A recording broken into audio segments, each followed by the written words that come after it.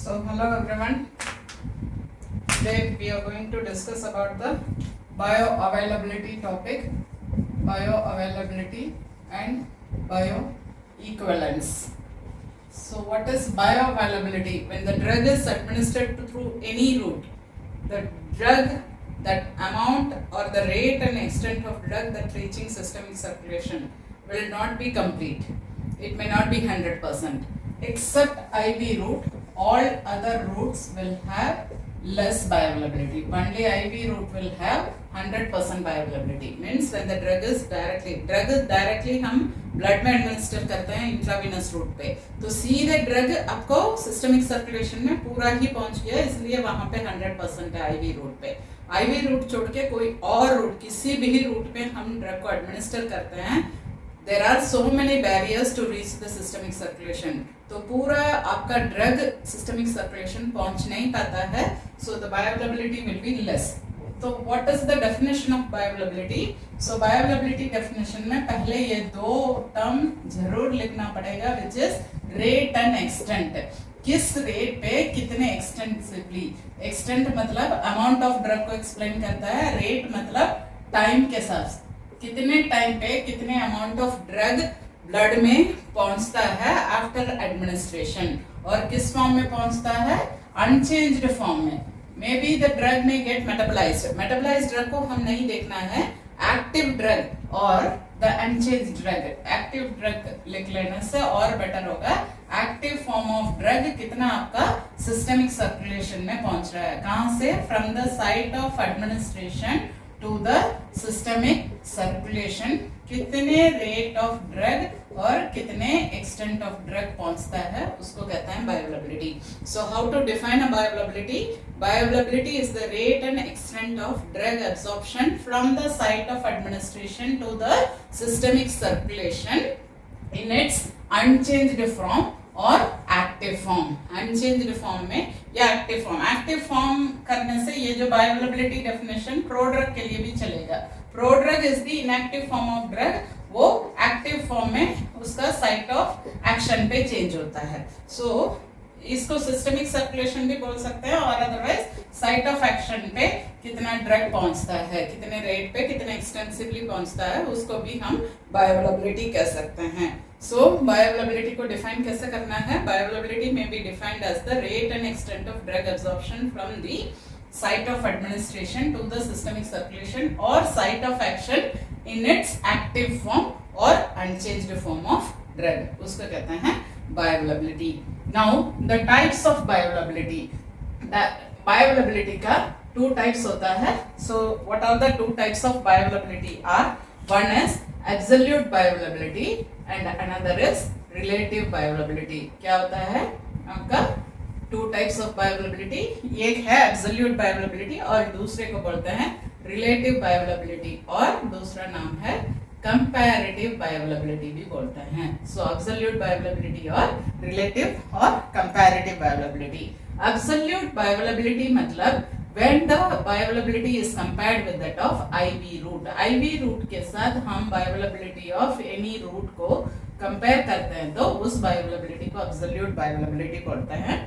Whereas relative मतलब भी relative to each other, comparable to with each other, मतलब किसी से compare करना है. So दो different routes को, oral route और IM route का bioavailability को compare कर सकते हैं, या आपका oral में भी टैबलेट का लिक्विड का बायोअवेलेबिलिटी को कंपेयर कर सकते हैं. सो दो डिफरेंट रूट्स को कंपेयर करते हैं, और अदरवाइज इन केस ऑफ बायोइक्विवेलेंस में भी रिलेटिव बायोअवेलेबिलिटी ही है, वहां पे आपको स्टैंडर्ड को टेस्ट प्रोडक्ट के बायोअवेलेबिलिटी के साथ कंपेयर करते हैं. तो कोई भी बायोअवेलेबिलिटी आईवी के साथ कंपेयर करते हैं तो एब्सोल्यूट बायोअवेलेबिलिटी, या कोई भी दो रूट्स को कंपेयर करते हैं तो रिलेटिव और कंपैरेटिव बायोअवेलेबिलिटी.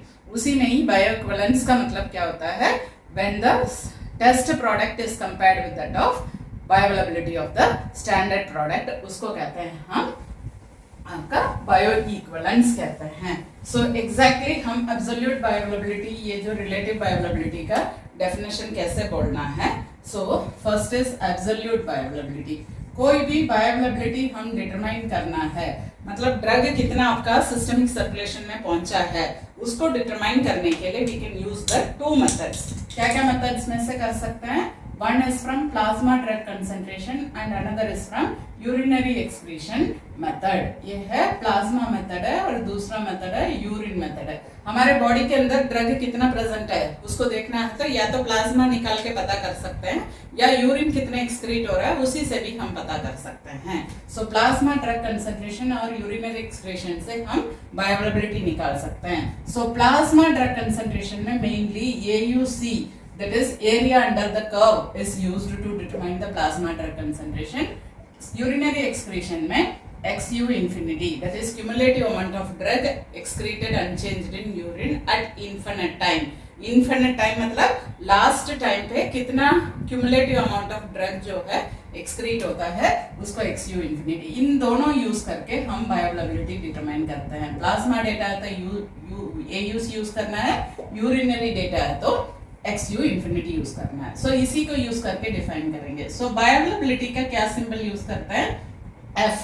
F क्यों यूज करते हैं? Because of fraction bioavailable. कितना आपका बायोअवेलेबल फ्रैक्शन है इसके लिए F। टोटल हम एडमिनिस्टर किए डोज में से कितना ड्रग फ्रैक्शन अवेलेबल हो रखा है, कितना डोज जो है एडमिनिस्ट्रेड डोज से अवेलेबल हो रखा है, इसलिए फ्रैक्शन बायोअवेलेबल बोलते हैं। इसलिए उसको क्या सिंबल यूज करेंगे? अल्फाबेट F यूज करते हैं। सो एब्सोल्यूट बायोअवेलेबिलिटी को हम प्लाज्मा ड्रग कंसंट्रेशन के हिसाब से निकालना है तो AUC 0 to infinity आपका कोई भी रूट है, से फॉर एग्जांपल ओरल रूट का निकाल रहे हैं एब्सोल्यूट बायोअवेलेबिलिटी है तो इसका AUC 0 to infinity IV।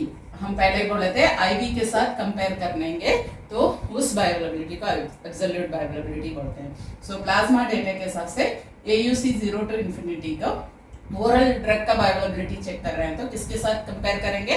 IV के AUC के साथ कंपेयर करेंगे, उसको कहते हैं हम absolute bioavailability for this oral route. अब हम इसी को ही यूरिनरी एक्सक्रीशन मेथड से निकालना है तो absolute bioavailability is equal to XU infinity oral upon XU infinity IV। ये भी हम IV के साथ कितना cumulative amount of drug excrete हुआ उसको कंपेयर कर रहे हैं ओरल के साथ कितना आपका cumulative amount of drug excrete हो रखा है, तो इसी तरीके से कैलकुलेट कर सकते हैं। इसी केस में ही हम नया टैबलेट बना रहे हैं या अवेलेबल पहले ही टैबलेट है मार्केट में तो उसका हम लिक्विड फॉर्मुलेशन कुछ बना रहे हैं, से फॉर एग्जांपल सिरप बना रहे हैं तो सिरप का बायोअवेलेबिलिटी कैसे हो रहा है टैबलेट के हिसाब से, तो उसको कंपेयर करना है तो एक्चुअली रिलेटिव बायोअवेलेबिलिटी वो हो जाएगा। whereas आपका टैबलेट का बायोअवेलेबिलिटी कंसीडर करना है तो टैबलेट अपॉन IV, यही आपका प्लाज्मा है तो AUC tablet upon AUC IV, urinary है तो XU tablet upon XU IV। इसी तरीके से कैलकुलेट करते हैं एब्सोल्यूट बायोअवेलेबिलिटी। अभी मैं बोल रही थी टैबलेट आपका पहले ही अवेलेबल है, now you are preparing the syrup for the same drug, अब उसका कंपेयर करना है आपका बायोअवेलेबिलिटी तो उस केस में क्या बायोअवेलेबिलिटी यूज करेंगे? रिलेटिव बायोअवेलेबिलिटी यूज करेंगे। Again F relative is equal to AUC 0 to infinity। हम किसको कंपेयर कर रहे हैं? सिरप का कंपेयर करना है बायोअवेलेबिलिटी, किसके हिसाब से कंपेयर कर रहे हैं? टैबलेट ऑलरेडी अवेलेबल है उसको। कभी भी डिनोमिनेटर में हम जो भी स्टैंडर्ड है जिससे कंपेयर करना है, जो स्टैंडर्ड है उसको डिनोमिनेटर में रखेंगे। जैसे IV में 100% है, हम मार्क्स लिखते हैं कैसे लिखते हैं? 100 में से 60 आया मार्क, 100 में से 60 मिला, 100 में से 90 मिला तो 100 इट इज द स्टैंडर्ड। तो जो स्टैंडर्ड है उसको नीचे लिखना है डिनोमिनेटर में, न्यूमरेटर में जिसका निकालना है उसको निकालना ऊपर लिखना है। जैसे टैबलेट में पहले ही अवेलेबल है उसके हिसाब से कितना बायोअवेलेबिलिटी नया जो सिरप बना रहे हैं उसको देख रहा है तो सिरप अपॉन टैबलेट लिख सकता है। बायो इक्विवेलेंस में यही है, रिलेटिव बायोअवेलेबिलिटी निकालना होगा। उधर कैसे करेंगे? AUC 0 to infinity, यहाँ पे होगा test product upon AUC 0 to infinity, ये है बायो इक्विवेलेंस स्टडी हो जाएगा अपॉन स्टैंडर्ड। ये क्या होता है बायो इक्विवेलेंस स्टडी? मेनली कब करते हैं? इन दी जेनेरिक मार्केट। आप लोग सुने होंगे कुछ ड्रग्स जो है जेनेरिक ड्रग्स भी अवेलेबल होता है। जेनेरिक ड्रग्स और ब्रांडेड ड्रग्स में डिफरेंस क्या है? क्रोसिन इससे जेनेरिक ड्रग, क्रोसिन काल्पॉल ये सब ब्रांड नेम है, उसका कुछ ब्रांड नेम दिया हुआ है तो वो सब ड्रग्स को क्या बोलते हैं? ब्रांडेड ड्रग्स बोलते हैं या इनोवेटर प्रोडक्ट बोलते हैं, पर उसी ड्रग से ही उसका जेनेरिक नेम से बेचा जाता है। जैसा क्रोसिन में क्या प्रेजेंट है, कैल्पल में क्या प्रेजेंट है, पैरासिटामोल प्रेजेंट है, तो पैरासिटामोल टैबलेट्स करके बेचते हैं कोई जेनेरिक मार्केट जो निकाल के, उसी के कंपैरेबल बायोअवेलेबिलिटी दिखा के, उस जैसे ही बायोअवेलेबिलिटी दिखा के वो दूसरा जो है बनाएंगे, वो अपना ब्रांड का नेम नहीं दे सकते हैं, वहां पे जेनेरिक नेम देना होगा, उसको बोलते हैं जैसे generic name of drugs are paracetamol tablets, उसी तरीके से वो बेचेंगे। तो कंपेयर किससे करेंगे, ब्रांडेड प्रोडक्ट के साथ करेंगे। तो बायोइक्विवेलेंस कैसे करेंगे, टेस्ट अपॉन स्टैंडर्ड, ये स्टैंडर्ड है ब्रांडेड प्रोडक्ट और इनोवेटर प्रोडक्ट बोलते हैं, और टेस्ट प्रोडक्ट जो नया बनाते हैं जेनेरिक प्रोडक्ट उसके साथ कंपेयर करना पड़ेगा। Generic product has to be compared with that of branded product. Mainly generic market में बायोइक्विवेलेंस यूज होता है, which have to be applied in ANDA, FDA में ANDA में अप्लाई करना पड़ेगा जब जेनेरिक मार्केट हम शुरू करना है। तो क्या एप्लीकेशन है, एब्रिविएटेड न्यू ड्रग एप्लीकेशन होता है। तो ये है types of bioavailability, one is absolute bioavailability and another is relative bioavailability. Relative bioavailability भी यूरिनरी डेटा से निकाल सकते हैं, that is XU infinity. Syrup का कंपेयर कर रहे हैं तो सिरप किससे कंपेयर करेंगे, टैबलेट के साथ, XU इंफिनिटी टैबलेट। सो यूरिनरी डेटा के हिसाब से इसी तरीके से भी कैलकुलेट कर सकते हैं। This is the next one, types of bioavailability. अब एक होता है ऑब्जेक्टिव्स ऑफ बायोअवेलेबिलिटी और पर्पस ऑफ बायोअवेलेबिलिटी। बायोअवेलेबिलिटी निकालना क्यों है, पर्पस, क्या पर्पस है बायोअवेलेबिलिटी निकालना है। मेनली बायोअवेलेबिलिटी कभी भी नया ड्रग है, न्यू ड्रग के लिए निकालना होगा, क्योंकि FDA में अप्रूवल चाहिए नया ड्रग का, then you have to conduct the bioavailability of the drug. Drug का बायोअवेलेबिलिटी पता होगा तभी वो नया ड्रग का अप्रूवल मिलेगा FDA के हिसाब से। तो FDA में अप्रूवल चाहिए तो बायोअवेलेबिलिटी स्टडी उस नया ड्रग को करके सबमिट करना पड़ेगा, उसका डॉक्यूमेंट FDA पे, तब आपको बायोअवेलेबिलिटी के हिसाब से आपको FDA का न्यू ड्रग अप्रूवल मिलेगा। ये न्यू ड्रग को नया फॉर्मुलेशन बनाना है, that is new drug product बनाना है, तो इन दैट केस फिर से FDA का अप्रूवल चाहिए होगा with the help of NDA application. उसके लिए भी आपका बायोअवेलेबिलिटी स्टडी का जरूरत पड़ेगा। न्यू ड्रग नया बना रहे हैं तो भी आपका अप्रूवल के लिए बायोअवेलेबिलिटी स्टडी चाहिए होगा। न्यू ड्रग को न्यू ड्रग प्रोडक्ट बना रहे हैं, मतलब एक पैरासिटामोल निकाले हैं, नया बनाए हैं, तो भी चाहिए होगा। उस पैरासिटामोल का टैबलेट बना रहे हो आप, कोई प्रोडक्ट बना लिया या कुछ कॉस्मेटिक प्रोडक्ट बना लिया पैरासिटामोल यूज करके, कोई भी चीज बना लिया, या लिक्विड फॉर्मुलेशन बना लिया, या ऑफ्थेल्मिक फॉर्मुलेशन आई में डालने जैसे बना लिया, को न्यू ड्रग प्रोडक्ट बनाएंगे तो भी बायोअवेलेबिलिटी स्टडी का जरूरत होगा। अगेन इन जेनेरिक मार्केट में मैं पहले ही बोले थे, ANDA एप्लीकेशन में comparison of bioavailability between test and standard product, उसके लिए भी आपको बायोअवेलेबिलिटी को कंपेयर करना पड़ेगा। तो बायोअवेलेबिलिटी हर जगह जरूरत होगा आप लोग को ये डिटरमाइन करने के लिए। So bioavailability mainly new drug approval के लिए, न्यू ड्रग प्रोडक्ट अप्रूवल के लिए, इवन जेनेरिक प्रोडक्ट अप्रूवल के लिए भी बायोअवेलेबिलिटी स्टडी करना बहुत जरूरत पड़ेगा। This is the purpose of bioavailability. Next topic is methods to determine bioavailability. आज बायोअवेलेबिलिटी खत्म कर देते हैं इस वीडियो में। तो क्या क्या मेथड्स है बायोअवेलेबिलिटी डिटरमाइन करने के लिए, कैसे हम मेथड्स मतलब क्या है, किस तरीके से हम बायोअवेलेबिलिटी बोल रहे हैं, प्रैक्टिकली कैसे डिटरमाइन करेंगे bioavailability. So first method and the direct method, पहला मेथड है डायरेक्टली। हम क्या बोले बायोअवेलेबिलिटी के डेफिनेशन में, कितना ड्रग ब्लड में पहुंच रहा है, तो ब्लड में से निकाल के बायोअवेलेबिलिटी निकालते हैं, तो उस मेथड को डायरेक्ट मेथड बोलते हैं, which is from plasma drug concentration, blood से निकाल सकते हैं bioavailability. And secondly you can use the urinary method, urine से भी निकाल सकते हैं, तो यूरिनरी मेथड है सेकेंड मेथड। थर्ड जो है आपका, फर्स्ट मेथड को डायरेक्ट मेथड बोलते हैं, बाकी सब इनडायरेक्ट मेथड्स में आता है। इनडायरेक्टली हम पहले कोई और से निकालते हैं, फिर उसको रिलेट कर लेते हैं, ब्लड में इतना पहुंचा होगा उसी के हिसाब से। जैसे यूरिन में कितना एक्सक्रीट हो रहा है उसके हिसाब से क्या पता चलेगा, it is directly proportional to the amount of drug that is present in the body. कितने बॉडी में ड्रग प्रेजेंट है उसके हिसाब से यूरिनरी में एक्सक्रीशन होगा, तो उसको इनडायरेक्टली रिलेट कर रहे हैं। तो यूरिनरी मेथड से भी आप निकाल सकते हैं। इन दोनों मेथड सुटेबल नहीं है, कभी कभी इसको निकालने के बाद अस्से नहीं निकाल पाएंगे, अस्से नहीं कर पाएंगे। In that case you have to use the third method, which is known as pharmacodynamic method बोलते हैं। जो फार्माकोडायनेमिक्स मतलब कि क्या एक्टिविटी शो करता है वो ड्रग, उसी के हिसाब से। अब ये तीनों मेथड सूटेबल नहीं है तो चौथे मेथड में जाना होगा, which is therapeutic response method. Therapeutic response मतलब क्या रेस्पॉन्स शो करता है उसी के हिसाब से। मेनली ये जो है ड्रग टॉपिकली देते हैं, मतलब स्किन में अप्लाई करते हैं और अनअब्सॉर्बेबल इन ब्लड। सिस्टमिकली ये ड्रग अब्सॉर्ब नहीं हुआ तो वो ड्रग के लिए थेरेप्यूटिक रेस्पॉन्स यूज करना होगा। Then you can go for, ये सब ह्यूमंस में करते हैं। ह्यूमंस के अलावा एनिमल स्टडीज भी कर सकते हैं, by which you can determine bioavailability. And last method is in vitro method से भी हम कर सकते हैं। शॉर्ट में बताती हूँ फटाफट। हम प्लाज्मा ड्रग कंसेंट्रेशन मतलब ब्लड निकालना है, ब्लड में कितना आपका ड्रग पहुंचा है, तो उसके लिए मेनली 3 जो पैरामीटर्स यूज करेंगे प्लाज्मा ड्रग कंसेंट्रेशन में। टाइम और कंसेंट्रेशन के साथ ओरल रूट में देते हैं तो इस तरीके से कर्व आएगा एक्स्ट्रावेस्कुलर में। This is known as Cmax। Cmax क्या होता है? ब्लड लेवल इंक्रीज होके मैक्सिमम कंसेंट्रेशन पहुंचता है, where the rate of absorption will be rate of equal to rate of elimination, जिसको Cmax कहते हैं। जिस टाइम पे Cmax अचीव हुआ उसको कहते हैं Tmax, और ये कर्व के नीचे कितना एरिया आया दैट इज AUC।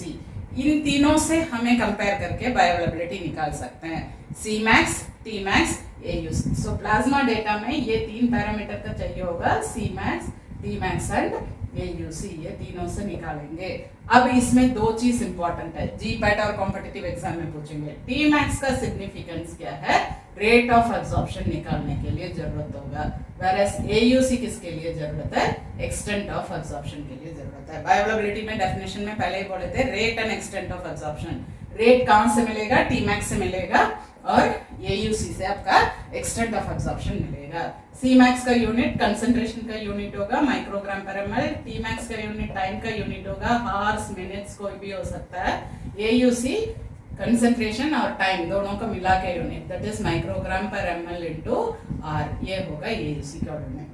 इन सब यूज करके हम प्लाज्मा ड्रग कंसंट्रेशन, ये मेथड को हम direct method of estimation of bioavailability कहते हैं। नेक्स्ट यूरिन से निकाल सकते हैं। यूरिन में पहले ही बोले थे XU इंफिनिटी से निकाल सकते हैं। Then urinary excretion rate DXU upon DT से भी निकाल सकते हैं।